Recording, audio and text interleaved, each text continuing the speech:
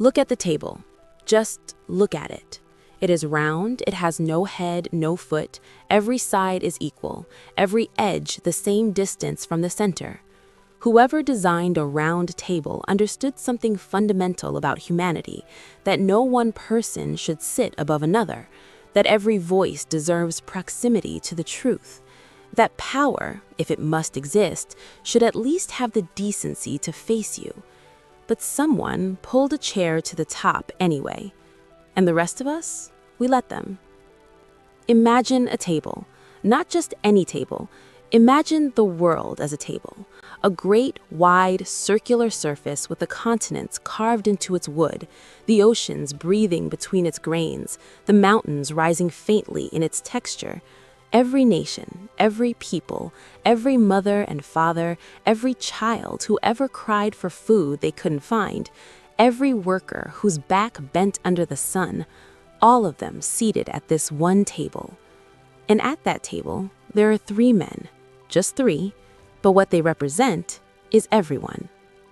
The first man sits at what we might call the center, though on a round table there is no center unless you make yourself one.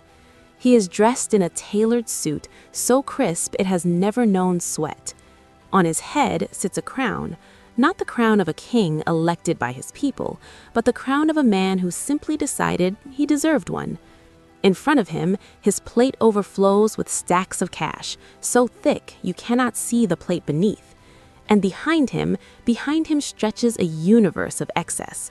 Cars that cost more than a village earns in a decade, yachts that dwarf the fishing boats of entire coastal communities, castles with more rooms than inhabitants, wealth so vast, so obscene, so grotesquely disproportionate that your mind struggles to hold the number. The second man sits to his right. He is tired. You can see it in the lines around his eyes, in the way his shoulders carry invisible weight. In front of him is $1 bill, crumpled, worn, barely holding together at the edges. It is his, he earned it, he worked 5 days a week, 9 hours a day for it.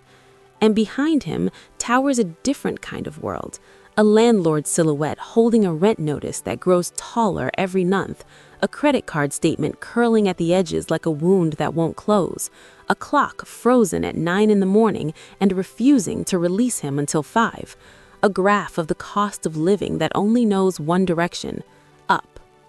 The third man sits to the center man's left. His plate is empty. Not nearly empty, not mostly empty. Empty. And behind him,